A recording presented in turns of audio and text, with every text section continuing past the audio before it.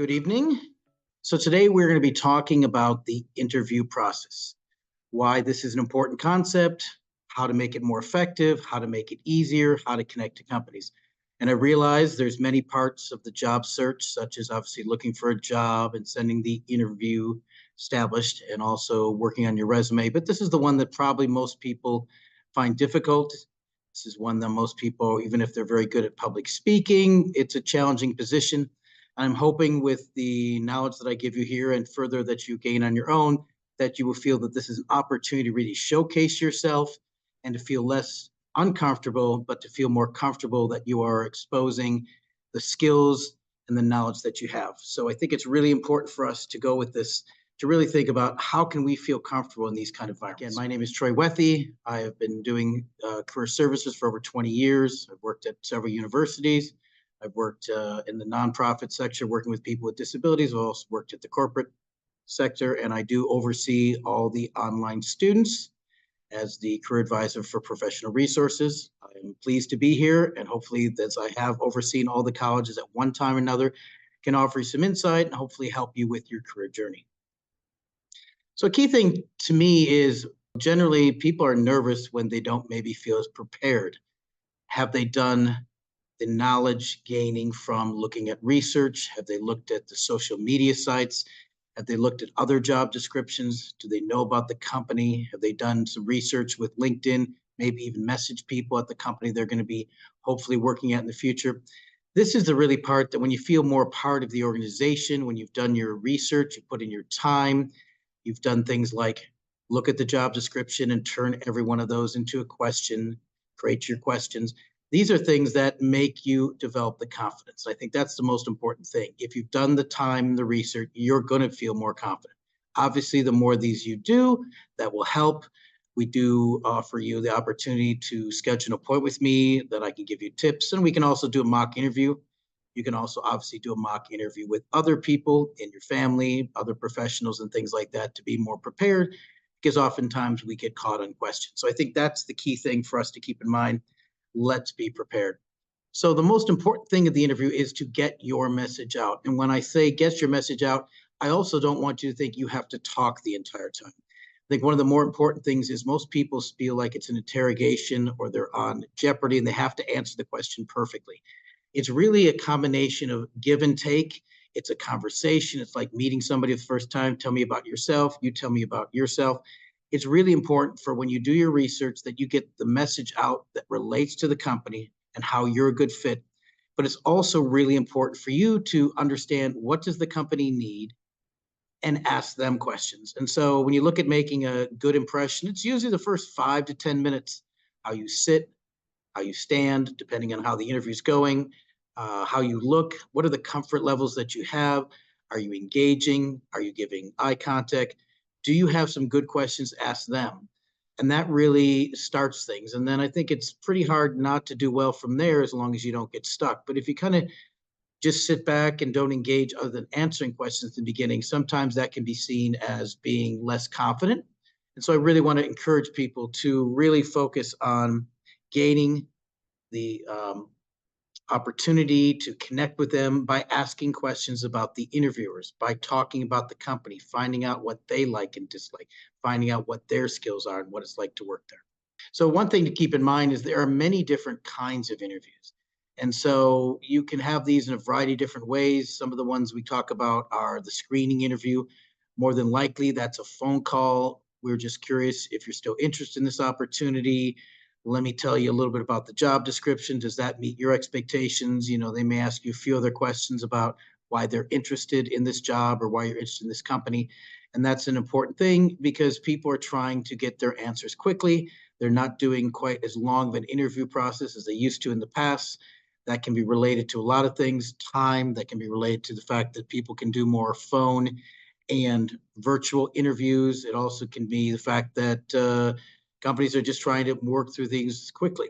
So that's an important concept to know is there are different stages. And hopefully you get through the screening, the telephone interview. Oftentimes the second interview, which is almost like the first, is more of a virtual interview. So you have to be comfortable in doing things online and being prepared. And then finally, you may get into the main interview, which generally will be a hiring manager, a human resources professional, and probably somebody in the team. So they can kind of give a report. 3 is pretty common these days. There could be more, but 3 is common. And then finally, one of the toughest interviews out there is particularly if this is for a higher level position. It's a priority position. It's a high income position. They may ask you a lot of behavior based questions, which is trying to give an idea of how do you respond, how do you stay composed, how do you problem solve, different things like that. So let's talk a little bit about the screening interview. So one of the things important to know is that oftentimes you will get this screening interview because you may get this from a recruiter. You may have been scanning on things and job sites. You may have messaged people or presented a certain image for what you wanted on LinkedIn, and somebody, whether it's a recruiter or hiring manager, saw your profile and they're looking at, are you a good fit for their organization? Would you be interested in their organization? And you may or may not be employed or unemployed at the time. People are using LinkedIn to reach out. If they see somebody that's got the qualifications that they want, they like your profile, they like the message you're giving, they want to hire those all-star career people. So keep that in mind. LinkedIn is a very important concept in your job search. I strongly encourage you to work on it, have other people view it. I can also meet with you to go over it, but it is really present you as a proper candidate. You will get people reaching out to you. I've seen this happen to a lot of the students I've worked with. We just worked on their LinkedIn. They started messaging. All of a sudden, they're getting recruited and they're getting emails and messages all the time. They didn't even have to go through a regular job site or apply for a job. So keep in mind, this is usually done by a recruiter, HR professional, oftentimes a hiring manager. And most of the time, this is going to be by phone. This, again, is an interview. It's a little bit more casual, but make sure if this is something you get and you don't recognize a number, well, if you're driving, it would be better for you to say, hey, let me pull over. I don't want to talk while I'm on the phone. Can I give you a call back in 5 minutes? Don't feel like you are on their call if you're not in the appropriate place or the appropriate time or environment. You could be at your own work. So make sure you show that. That shows your confidence. That shows your professionalism. And that's actually a really good sign to say, hey, this is important to me, but I also need to look at the things I'm dealing with right now. The telephone interview, again, this is giving more confident. It's more often happening than it has in the past. People just kind of want to get a sense of, is this a good fit for you? Do you fit the role? They may ask you a few questions. Do you have experience doing A, B, and C? And this is something that could take anywhere from 5 to 15 minutes. And this is oftentimes an opportunity, if you had applied for a job, for a human resources person or recruiter to find out, is it worth their time to bring you in or actually to schedule an interview. And so this is something that's really important, that you know what is your sales pitch, what is your summary, background on your education, your key skills, your specific knowledge, recognition, work experience. Again, hopefully you've looked at specific jobs. If you're looking for these in a specific market, you should have that down, that you don't have to get a resume or look for other data. This is something you should have already practiced because you've done your research. The group interview is a key concept. And one of the things I want you to keep in mind with the group interview is body position and eye contact.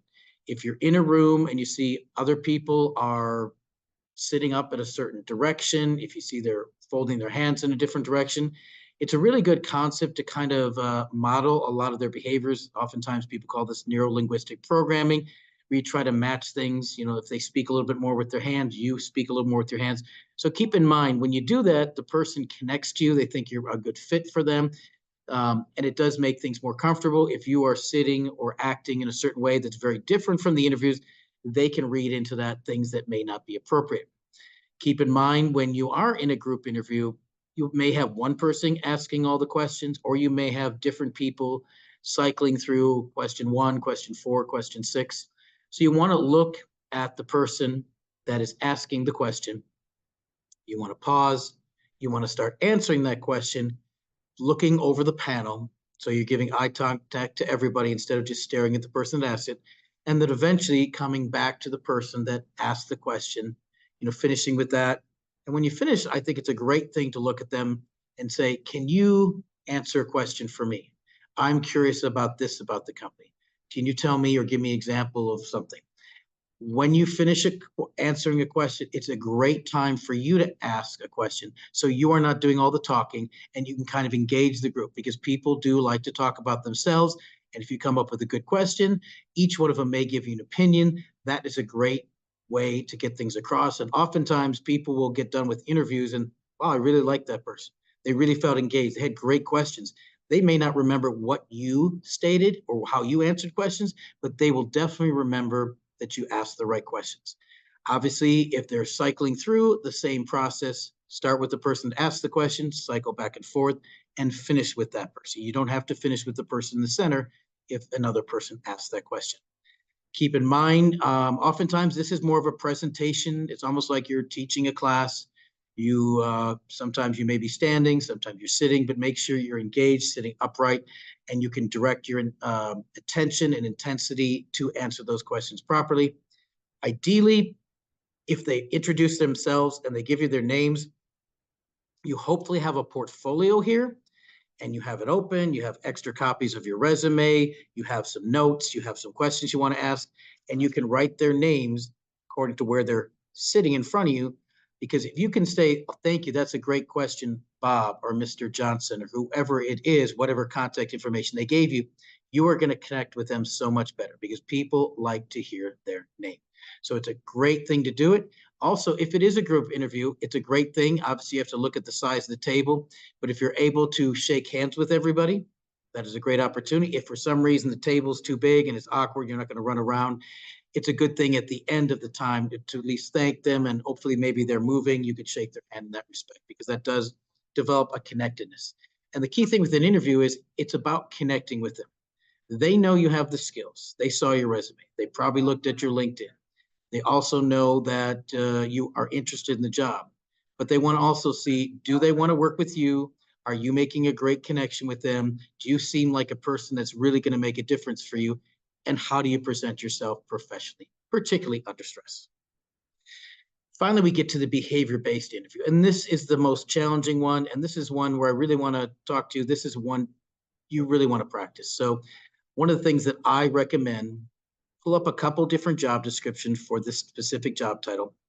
Ideally, it could be one of their competitors or at a similar company or a company in the same industry, and look at the job descriptions and see what's similar and different.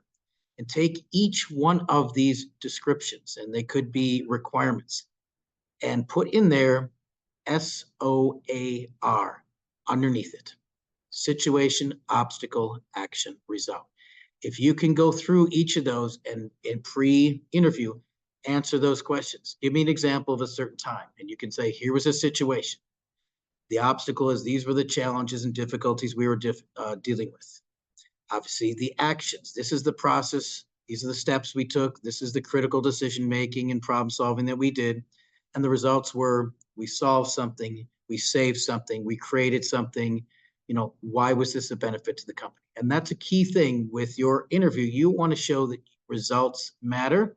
They don't always have to be financial, but they need to show that this was a benefit to the company. And if you can go through before that interview and look at a couple of job descriptions and answer those questions, when you get in there, you're going to have those thoughts in your mind, and you're not going to be as nervous also because you have structure. When you can just think, here was a situation, this was the obstacle, this is the actions we took, and these are results, you can look at any question, even questions that you've never heard of before are completely different from what you thought, and kind of almost do problem solving of that. Otherwise, it's easy to get stuck and it's easy to ramble. Well, let me think. And then you don't keep it focused. But the situation, obstacle, action, result, the SOAR, which is also a positive acronym, it's success. It's not fail. So keep that in mind. SOAR is successful. It keeps you organized. It's going to allow you to be competent in these behavior-based interviews. But also you can ask them questions. Can you give me an example of a certain situation? You can pause. You can say, let me think about this. Do not feel in a behavior-based interview that you are rushed or under pressure. And you can also say, I'm not really sure. It's better to say, I don't know versus trying to stumble through making things up. Okay. During the interview, again, it's really important, 30 minutes, 45 minutes, an hour, you are making a sales presentation. So no matter whatever field you're in or whatever your major or career is, this is the time you're selling your product. You're selling yourself to the organization. You're also selling to the organization what you can do for the client. So it's two people you're selling for. You want to give them clear, concrete, accurate information of success stories you've had in the past, where you improve something within your organization, or you save something, or you were making a difference for a client in some way. And so that's a really crucial thing, that you have that understanding, because that's what they're looking to see.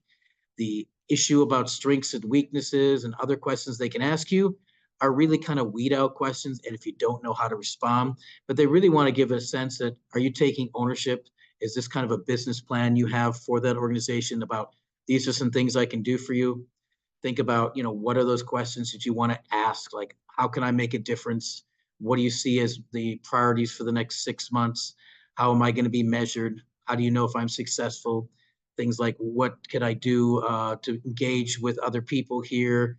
Am I going to get a mentor? Think about yourself already in that organization, already in a management position, and think about what you can do to solve their problems. Now, part of that's going to be the research. You've looked at their websites, you've looked at their social media, you've looked to see, is there anything in the news out there, Better Business Bureau and things like that, to see any challenges they have.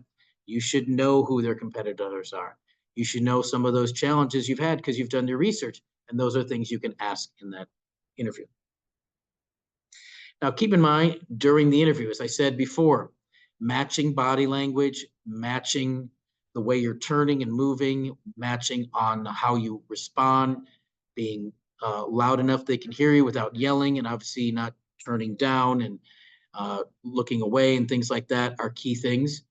Giving an example of how you've made a difference in your many different positions, and particularly highlight if you worked for an organization for a while and had several different positions.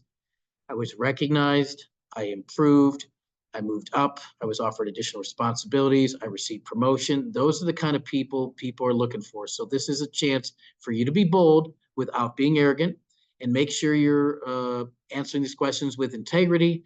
Do not lie. It does come back to you. Even if you get accepted the job, it may come back to you later on.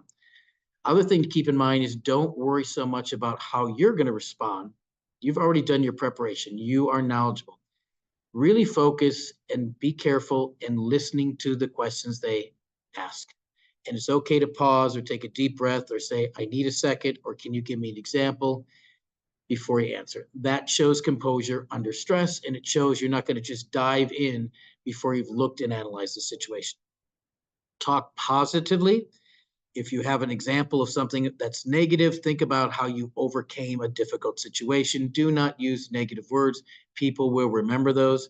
Same thing if they do ask you about challenges and difficulties and weaknesses, or why did you leave your last job, or things like that. Use that SOAR technique and process it. Well, I had a great opportunity to take a new challenge. I was really excited about that. Think about how you're going to respond to those questions, and think about how the manager would respond, the person that's asking the interviews. A couple things on the interview don'ts. Obviously, do not lie about your skills and your experiences, because they may be looking at your resume and you said this, and then in the interview you said something different. And I have seen that come back to haunt people down the road. They've been hired, they've worked at a place, and they find out when they do the vetting prior to hiring, oftentimes it's not true. And so you don't want to be caught in those situations. And that may not give you another chance at that organization. So that's an important thing. Make sure you're very prepared, because you really want to kind of relax the day before an interview. You'll scan over some notes, but you don't want to be preparing that day, because it will heighten some of the anxiety that you may have and make it a little bit more stressful. And when you're stressed, it's not going to come off as easy in the interview. Obviously, less is more. On your resume and answering questions, if you're talking about things that don't really relate strongly to the job or the job title or the job descriptions, the skills, it oftentimes can make somebody think maybe they're not a good fit. They're a great candidate, we really like them, but this is not the right position for them. So try to stay targeted and focused on the position and relate everything to that. That's why I always consider the best thing you can do in writing a resume is reverse engineer it. You know what you've done, you know what you've been successful at, you know what you've been recognized at. When you look at your job description, look at the job description for the jobs that are related to this and say, am I touching on those things? And if I'm not touching enough on those things, I may not need 3 or 4 extra bullets talking about things I did in that past job if they're not going to be relatable for the next job. So keep in mind, if you've done your practice, if you've done your research, if you've looked at LinkedIn and you've looked at all the different websites out there on social media, you won't have to memorize your answers. It'll be just like having a conversation, giving a presentation on a topic you did research on, just like in school. And finally, this is a key one. Don't ask directly about salary in your interview, but you need to know your market value. Several ways to do that. Look at similar jobs at similar companies, see what those ranges are. Some people post, some people don't. So that's a key thing. You need to do a bunch of research. You can also look on the Occupational Outlook Handbook that is online. The website is bls.gov, and it will give you estimates of what things are. I encourage you to also look under salary.com to see what estimates are, because I'm seeing more often now people are wanting to get through the process of interviewing quickly. They're not saying, we're going to hire you, we'll send you a contract, and here's what your pay is. They are oftentimes looking at 2 or 3 different people and trying to find out who's the best fit financially. So they may, in those final interviews, ask you directly, what do you need to get paid here? And you need to have that knowledge, because you're not going to be able to hide from that, and you're not going to be able to get around that. So you need to be able to give them a range, and you need to know the market so you don't undervalue yourself as much as you may overvalue yourself. You want to find a range there that will fit you so that you feel that you are getting paid appropriately. And it's okay to have a wide range, but you really want to keep it within $15,000 usually. You don't want to say something, oh, 40 to 60, 40 to 80. You want to know what that market is, which also shows you're prepared. And also you need to show your value. So I wouldn't start at the bottom of the range. I'd start at the middle of the range and then go up from there. People also look at that as, who are you going to be as an employee? So if you show that your value is this, they're going to treat you with that same kind of value and respect. If you're just willing to go to a job, they may ask you a question, what's the lowest money we could get you here for? And if you go to the low range, they may not have a lot of respect for you down the line, and that could impact your long-term career there. Okay, finally, keep in mind, one of the most important things is the interview isn't over until you're back home. So when you finish that interview, say thank you, enjoyed meeting you. And if you really want it, say, I'm really excited about this company and I'm really looking forward to being a part of your team. That's something that really is emphasized and not done enough in interviews. That excitement is the last thing a person remembers. Next part to keep in mind is, well, are they going to request references? If they do, you better take the notes that you took during this interview and the notes that you took before this interview and the job title and send those directly to your references right after this. So if they have that information, they could immediately call to kind of verify and validate that your supporters and references need to know what to say, need to know what the process is, what are questions they should be aware of, things they should highlight, things they should kind of lower. That's a really important thing. The other thing to keep in mind is you forget what's in an interview pretty much once you get in the car and drive away. You're focused on other things. I strongly encourage you to leave, obviously say goodbye to the people at the front desk. Could be the secretaries, it could be the front doorman, it could be the people in the parking lot. Make sure you're very friendly with that. Get out of the off the property, off the organization, pull into the closest place you can near there, take out your notes and write all the notes you need to do. That way you will remember everything. You feel like you got it. Then you can relax and drive home. Oftentimes people are kind of anxious or overly excited because the interview went well. Maybe it's nice for you to calm down a little bit before you get into traffic. Once you have all that information down, you now have the next part, which is you need to send an email to talk about what a great opportunity was, highlight your strengths, maybe respond to some questions you didn't feel as comfortable about, maybe respond to some things you wrote down in your notes that you wanted more clarification on. And that's a great way to show your professionalism. This also allows you to be thinking on your own, is this the right opportunity for me? And it may give you an opportunity to think, this might be a great opportunity, but are there other benefits, salary, could be things with professional development, could be things with investment in the company that you might need to take the job if they gave you a salary range and it was lower than you expected. Okay. Keep in mind, when you are in these interviews, you are trying to show your competence. Can you do the job? Pretty much every job you've done, you're working with people, you're working with data, or you're working on projects. If those things were a part of a job, whether it's 10%, 80%, 30%, you've done it. You just may not have done it as often as this job requires, but you can state to them, I've done projects on this, I'm experienced in this, show your competence. Compatibility is this a good organizational fit for you? Think about the questions they ask you. If they were asking you questions that you weren't comfortable about, uh, maybe you felt a little bit bullied in that interview. Those are things for you to be aware, because if it happens there, it's probably going to happen within the organization. So protect yourself. This is an interview. It's not an interrogation. You have needs. They have needs. Make sure it's a good fit for you and that you feel comfortable with them. Because more than likely, the people there that you interviewed with are people you're going to be working with. So you want to make it a good fit for both ways. Chemistry is a key thing. Obviously, is this going to be a fit with the organization? Do you believe in their mission? Do you believe in their products and things like that? So that's an important one. And then finally, the compensation. There are many things you can add. You can ask for a 4-day work week. You can ask for flexible hours. You can ask for working virtual, working remote, vacation time. Add to that. There could be things elsewhere with the investments in the company, because oftentimes a company is sealed on what they can pay you, but those other options are more flexible. So, maybe you're getting paid $50,000 and that's lower than you want, but you can work 1 or 2 days a week remotely. That might be a great thing for you. Less stress, you get to stay at home, you don't have to drive, wear and tear on the car, gas mileage, things like that. You need to know what your priorities are and what's going to be something that you're going to be appreciative. Okay, keep in mind the big ideas about this is that this is one interview, and sometimes you are the best candidate and sometimes you're not. Sometimes you have a great interview and sometimes you don't. So, try not to take that personally and realize what you learned from it. Take down some notes. I really wish I'd asked more questions. I wish I'd have smiled more. I wish I'd have spoken up. This is a way for you to practice. So I recommend journaling these things to get a better sense of each interview. Generally, people get better as the interview go along, and more than likely, the job you really want, it's down the future, and you had this practice, some of these other opportunities, and you really were successful in that one, and it all works out. Keep that diary.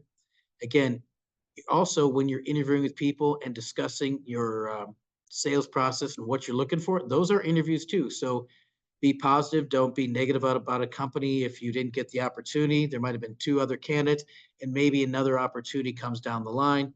So do not be negative about the company. Obviously, do your research. Sometimes you may feel, I wasn't quite as prepared as I would like to have been. I think I could have done more. And that may have affected your questions, and that may have affected your confidence and being able to relax. And the last thing I like to say is good luck and go Lopes. Have a nice night.